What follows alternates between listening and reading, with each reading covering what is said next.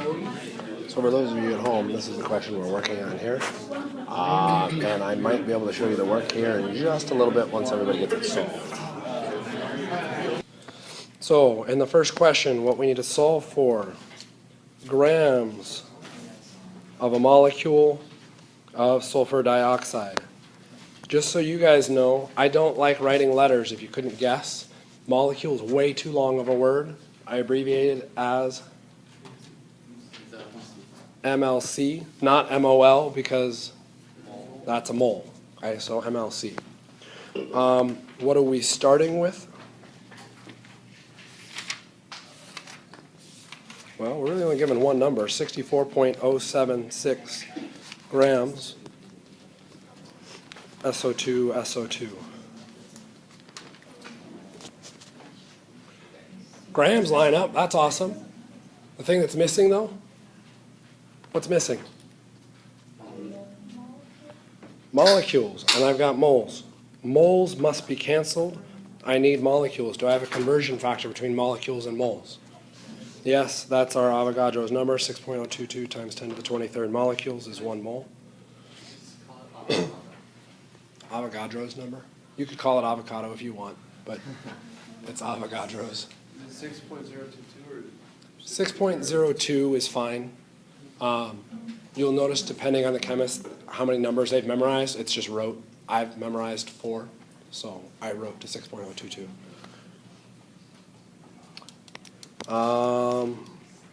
Let's skip question 2 for the moment, because we're actually going to have some questions about that, I have no doubt. Question 3, mass in grams. I want to know what I end with. Grams, lead. Okay, starting with 2.55 times 10 to the 23rd atoms of lead. Are grams atoms? No, I need to do a conversion. Ideally, I'd go grams and atoms. Is that conversion factor something I've got? Unfortunately not. So what I'm going to opt to do is convert the atoms into moles. How do I do that? 1 mole equals Avogadro's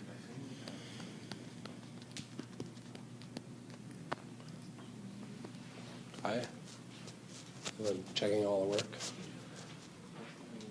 So we then have what unit? Moles. What do we want? We want grams. So I need grams as unit on top, moles on bottom. Where do I get that? Periodic table. Lead. Thank you, because I can't find it. 207.2. I'll blame that on the cold. And we've got our calculation. Make sense? Okay. Last one, number 2. This is the one that trips a lot of people up, and we have to be careful with it because really this question is asking multiple things. Okay. It is asking us about conversion factors, so we have to go through and set this up. I want fluorine atoms. So I'm going to pause for a moment here, or not quite pause. And then 2.25 grams. And here's where I want to pause and think very long and hard about the question and ultimately nomenclature. What is the symbol for fluorine gas? What is the symbol for a fluorine atom? F. Not F2. That's fluorine gas. That is a fluorine molecule. A fluorine atom has the symbol F. This question inherently has built into it nomenclature. You have to apply your rules from nomenclature when going through and solving this. There are backwards ways to go through and do it mathematically that get you to the same answer, but I was looking for the work, so we need to see that work set up. Again, grams of F2, atoms of F. Not a direct conversion. Do you see a conversion that you would like to work? Okay, I heard the moles. So I'll take moles of F2, or convert into moles of F2. Grams goes on the bottom so that it can cancel. Where do I figure out that value? Periodic table, I get 1 mole 38.00, but wait, you look at the periodic table, doesn't F have a 19? There's 2 of them coming from our formula, that's why we have to write 38. Okay? We have to interpret the formula when we do our calculation. We now have moles of F2, I want atoms of F. Okay? Not a clean conversion, how can I get that relationship solved? Okay? And we're going to do a little bit of finagling here, because I'm hearing atoms over moles. Moles of what? F2. Atoms of what? F2. Okay? I cannot do the conversion from atoms of F to moles of F2. That is changing 2 parts of the unit at the same time. I can only change 1 part of the unit at any given time. Okay? Which means it's not atoms of F2, it's better written molecules of F2. What is the conversion factor between molecules and moles? Avogadro's number, 6.022 times 10 to the 23rd molecules is 1 mole. Molecules is not atoms. My last conversion, I need to be able to get molecules converted into atoms. Where do I find that conversion factor? What's that? 1 fluorine to 2 fluorine, so you get 1 atom of fluorine. The molecule gives you that. Careful. If we look at the formula, it's F2. How many atoms of fluorine are in F2? 2. It is 2 atoms per 1 molecule. You said the other way around. It's easy to invert them. Okay? This is your full and complete work all the way through it. A lot of people will internalize that last calculation. Okay? Mathematically, on an exam, if it's multiple choice, who cares? You got the right answer. There's nothing I can really do to complain. If it's a show your work, guess what I'm looking for? Your work. You can't internalize those calculations. Where this can become problematic is if it moves to something that's not diatomic. Say the atoms of sodium and sodium sulfate. Okay? We're still going to have to worry about that number and how it incorporates coming from our formula. So there's an interpretation at the formula level that must come into our calculations. Okay? So be careful and make sure you use your complete unit. The measurement, distance, length, mass, amount, volume, time, okay, and the type. Okay, what is it measuring? Okay, grams of sand. Okay, question. I remember when I went to the study center recently that they mentioned something about not only is there amount and mass, but there's also a different conversion for gas. So, and Laurel, I hopefully did not talk about that, Dr. Wood? They didn't talk much about it, they just mentioned it. Okay.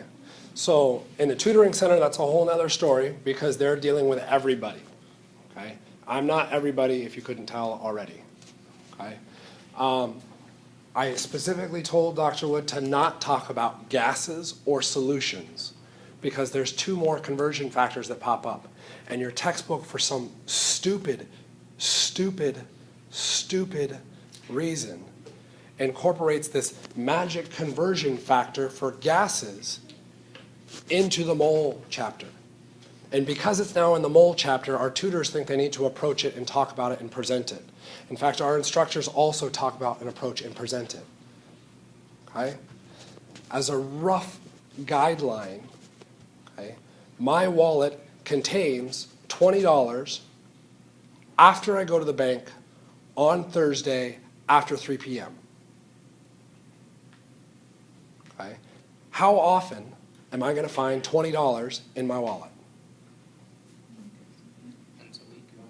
On that specific time, at that specific place, under those specific conditions, I can use $20 being in my wallet. Every other time, that information is completely and utterly useless. The conversion between moles and liters when using a gas, for those of you that have read all of the textbook, 22.4 liters is 1 mole. only works when at standard temperature and at standard pressure. Do you know what standard temperature is? No. Here's a hint. It's 0 degrees Celsius. How often are we going to do an experiment at 0 degrees Celsius? Okay, rarely, if ever. What does that mean about the utility of using that conversion factor? Completely and utterly stupid. Okay? Why do they do it? Because it gives you an extra thing to memorize. And I would argue it's not something to memorize. You can solve it. Okay? You memorize one thing and you can solve 20, or you memorize all freaking 20. The textbook and how it's getting presented is telling you to memorize 20. I'm telling you to step away from that, okay, and avoid that topic. So anything dealing with volume right now, you can ignore. The exception being next week. Because next week on Tuesday, we're going to talk about solutions. We incorporate a new conversion factor for moles. And then on Thursday, guess what we're going to talk about? We're going to talk about gases, which will get us back to our moles and liters. Okay? But we have to have a context for why those things exist, not just, oh, let's just do it. Okay? That's not science.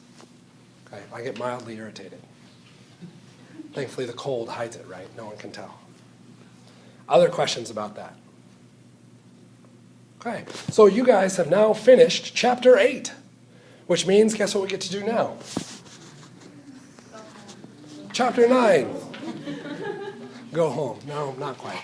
I still got 25 minutes. Okay. So we've been working on this, so it's going to spend a couple minutes here. An equation is like because hee-haw. Yeah, I said hee-haw. I inserted random things. Okay.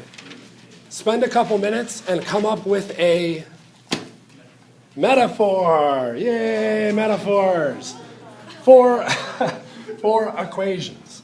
Okay. Chapter 8 looked at formulas. Chapter 9 is looking at equations. So see if you can come up with a metaphor for what an equation is like. What was the metaphor coming up with in the back corner?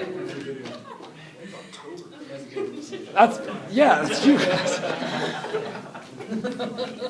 Wait, what? Say it louder. I can't. What did you say? I didn't say anything. That was the problem. All three of them. I'm pointing at them, talking at them. Thunder's the only one who turns around and looks behind him like, who are you talking to? I don't know. Yeah, it didn't. Yeah, I don't know. Okay, that corner. Okay, let's get a little closer, you guys. This corner, guys. What was the metaphor you came up with? Equation is like a recipe because it involves a bunch of ingredients. Okay, which they started with originally, peanut butter and jelly sandwich. What did you guys come up with? Lasagna and pizza. Lasagna and pizza. Okay, everybody's coming up with recipes because what does an equation do?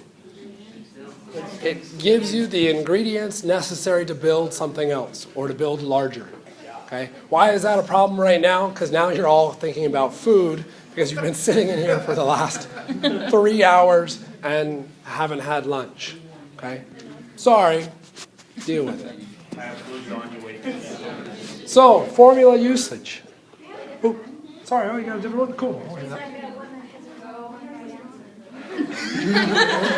Wait, say it louder. I couldn't hear. It's like a woman, because there's only one right now. Corey, did you guys? They said you had a really good one. Another one? What'd you get? An equation is like a thesis statement, different components that equal to one big thing. Connections. Connections. So the idea is using the equation as a guide to help us build larger things. Okay? So if we go back and kind of think processes that we've seen before, if we look at a formula, okay, a formula is what is necessary to build that molecule. So if I needed to build a wheel, I need spokes and a rim. What would the formula for that wheel be?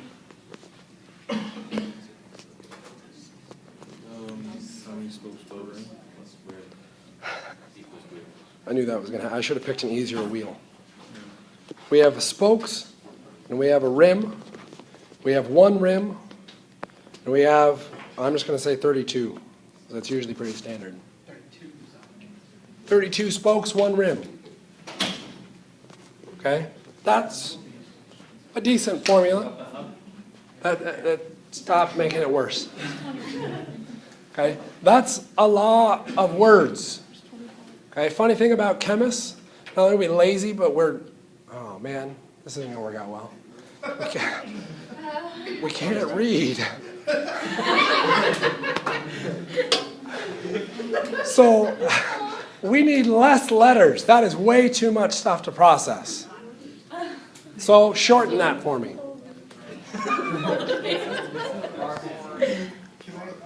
RM.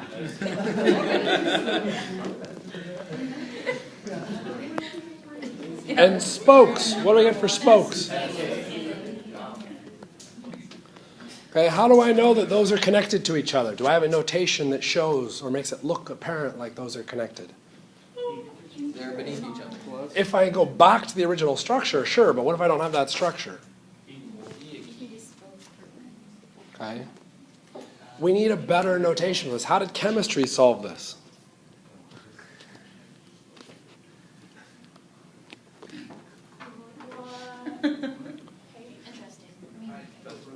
We used our subscripts. Spasm?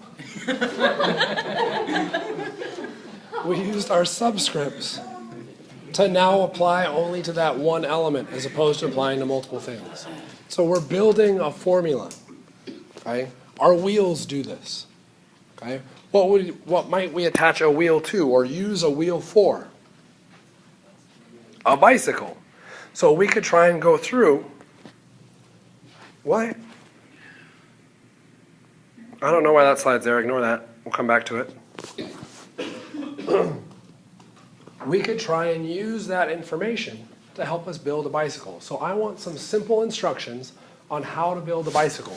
Assuming, this is a big assumption, so knock it off on the hubs. We have just wheels and a frame. That's all we need to build a bicycle. What do we need to do? Are we reverting back to the original equation? That's what we're trying to do. I want directions. So then we want To build a bicycle, all we need are wheels and a frame to build a bicycle. How do I build a bicycle? Wheels plus frame. So I take one wheel. That's my wheel. That's my frame. Some handlebars.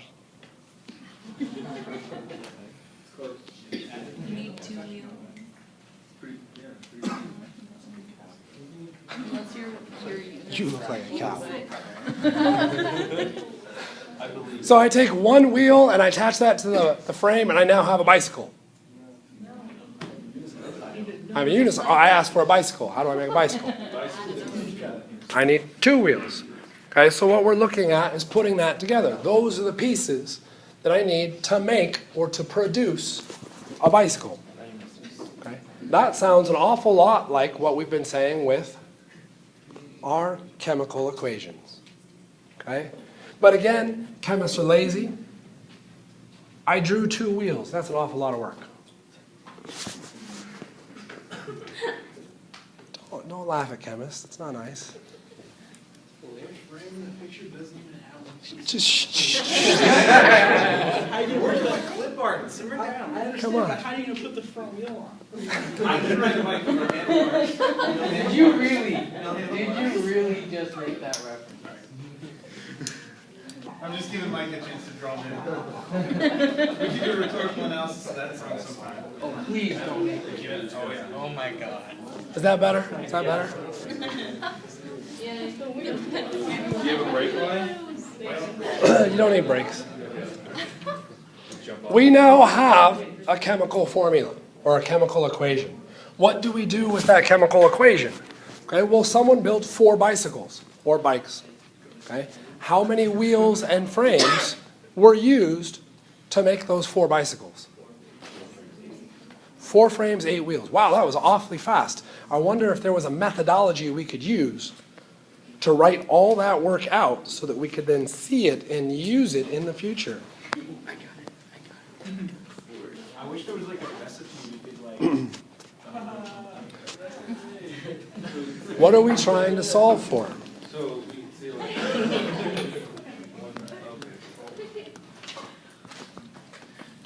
Trying to get bikes converted into wheels. How do I do that?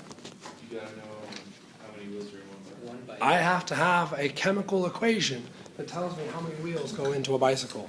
And I get 1 bike, 2 wheels. And 4 times 2 was magically exactly what Tanner said. 8. We would then repeat that calculation for the frames. Okay? When we are moving into chemistry, this is exactly what you are doing, except you're now working with letters that mean shapes and structures. You have to interpret and visualize these things shifting and changing, just like the wheels in a frame on a bicycle. Okay? Given 6 wheels and 3 frames, how many bikes were made? 3. Yeah, you only have 3, okay. You're going through that same logical process of doing those calculations. Those numbers are easy to manipulate and use. Okay? Since I'm getting some sighs from the audience, I'm going to assume all those were good. How about this last one? Given 40 grams of wheels and 15 pounds of frames, how many bikes can be made? Wait a second, why are you laughing? Get the mass of 1 wheel and 1 frame, and then the mass of 1 wheel. Does my formula tell me anything about mass? No, it only tells me amounts. I can't solve this question until I bring in, as Michael's suggesting, a conversion factor that tells me or relates the mass to a wheel and the mass to a frame. Okay? What we're going through in chemistry is the exact same process. So when you look at an equation, okay, you're not applying grams or mass, you're applying numbers of molecules. Why is this a challenge when we consider how we run an experiment? When you go into the lab, how many molecules do you count out? You don't. Okay, what do you count out? You count out the mass. So the equation, the format that we've chosen, that is a decent format to use because it is standard for building all things in recipes, an amount, a number of things, doesn't match how we experimentally observe and monitor and calculate, which means we have to do conversions. Okay? And we're going to be doing conversions between things that don't make sense. Sodium carbonate and CO2. Okay? Grams of sodium carbonate and atoms of CO2. All of those units make as much sense as skittle farts and meeps do. Okay? You have to kind of take that methodology and warp it into a sense that makes sense. Just agree with me? Okay? And then work from that framework. Kind of makes sense? Okay, so let's see what I was trying to do all the way back here. Right? Just because I think this was the reverse slide. Yeah, this was supposed to be the next slide. So if we've got this equation, okay, anybody notice anything useful or interesting about this equation? It's balanced. Okay, if it wasn't balanced, should we be using it? No, what should be our first step? Balancing it. Never use an unbalanced equation. Please tell me it's not, it's balanced. What's your question? Why is water again? Don't stress on the phases. Yeah. I just picked an equation that was more a combination, like a bicycle, except this had 3 things as opposed to 2. Okay. You sure it couldn't be a hub? How many moles of CO2 are necessary to make 1 mole of sodium hydrogen carbonate?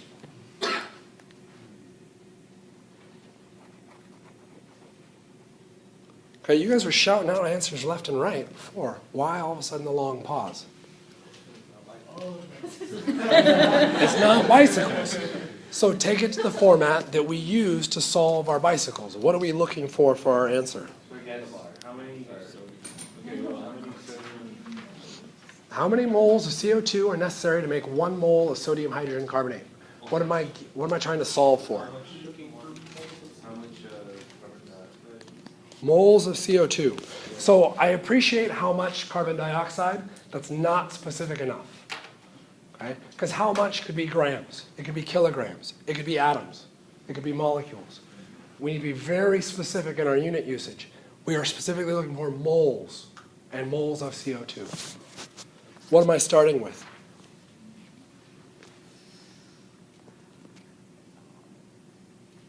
I know it's English, but you guys should be able to interpret that. What else am I given? 1 mole of sodium hydrogen carbonate. I mean, it's kind of bolded. And ONE means the number 1, right? Okay. Mole of sodium hydrogen carbonate. So sodium hydrogen carbonate. Oh, I'm now out of space. How am I going to do a conversion? What should we do? Shorten it. Just put. I'm not going to quite accept that, but I understand where you're going with it. Give me a little bit more than that. What's your just put? What am I putting? 1 mole of NaHC. What did you do to tell me that? Formula. Looked at the formula. How did you get the formula? Nomenclature. Nomenclature. You are still responsible for nomenclature. You must be using that.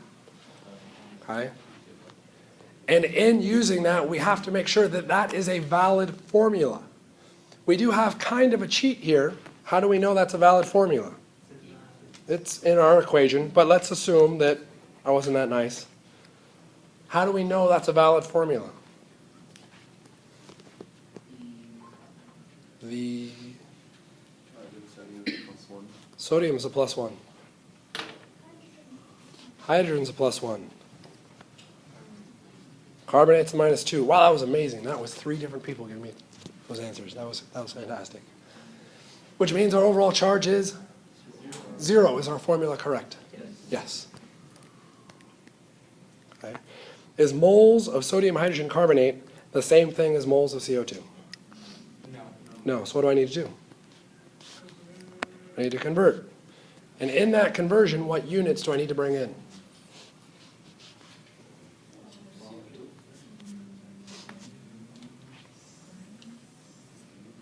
There are 2 units that we should immediately be jumping to. Grams was not one of them. Molecules is not one of them. How about moles of sodium hydrogen carbonate? Why bring in that unit? So that it can cancel.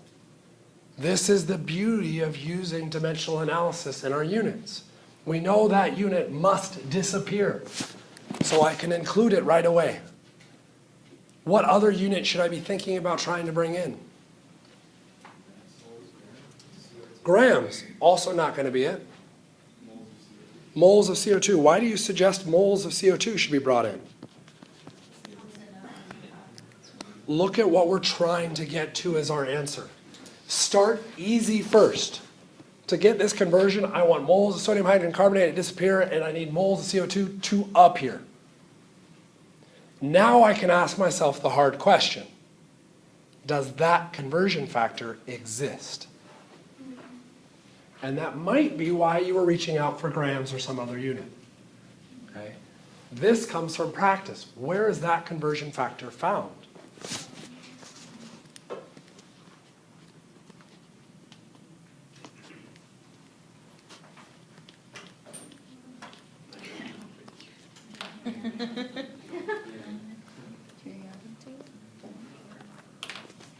Periodic table.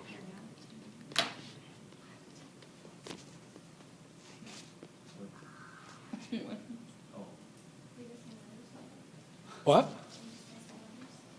It's not a bad idea. What are you going to guess?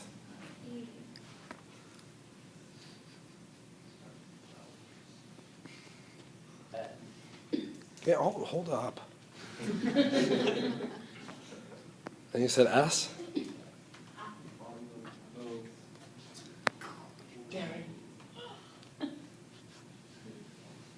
The bottom word is equation. Whoops. That was totally not intentional. See, someone said A, we were solving. I was still working on A. Then someone said balanced. Someone said equation, then A, and then I started to get through. So yeah, we go to the balanced equation. What is the number associated with moles of CO2 in the equation? 42. What is the number in front of CO2? Oh, 0. If it's 0, should I write CO2? No. So now that implied nothingness is actually 1. So where should that 1 show up? In front of moles of CO2, because that's where it showed up in the equation. What shows up in front of moles of sodium hydrogen carbonate? 2, because it's the number that shows up in front of sodium hydrogen carbonate. We now have an equation that when we solve it, tells us our answer. And our answer is half a mole of CO2, is necessary to make 1 mole of sodium hydrogen carbonate. Whew. This methodology always works. And that's one of the problems that I think students fight on. Is you go through and you say, but I've been doing it so long this other way and been getting the right answer. Okay? Look at your exam. No, you haven't. Okay? Those first 2 questions prove that pretty cleanly. The instant you move to a standard format, the heavens open and you're getting it right. Okay? Follow the method. That's why it's there. Okay? What happens now that we've used the mole conversion factor? We found another conversion factor. Well, that's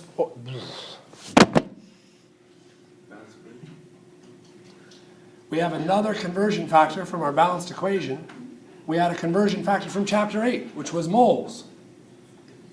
What conversion factors did we get in chapter 2? Grams, volume, liters. Guess what we get to do? Put all of that together into one big nasty mess. Whoa. And make chili. What is the mass in grams of sodium hydrogen carbonate produced when given 2 moles of CO2? How about if I was given 2 grams of CO2? 2 liters of CO2. Okay? I have the ability now to convert all of those units. And that's going to be what you're responsible for. Okay? And I know we're done, so you can kind of panic and yell at me, that's fine. The next few slides just go through more examples of this. An equation gives you moles, it gives you molecules, it gives you atoms. That's all this is showing. Mole-mole relationship, same deal. We just talked about it. So where we will pick up on Tuesday is with this question. Yeah, that's a fun question.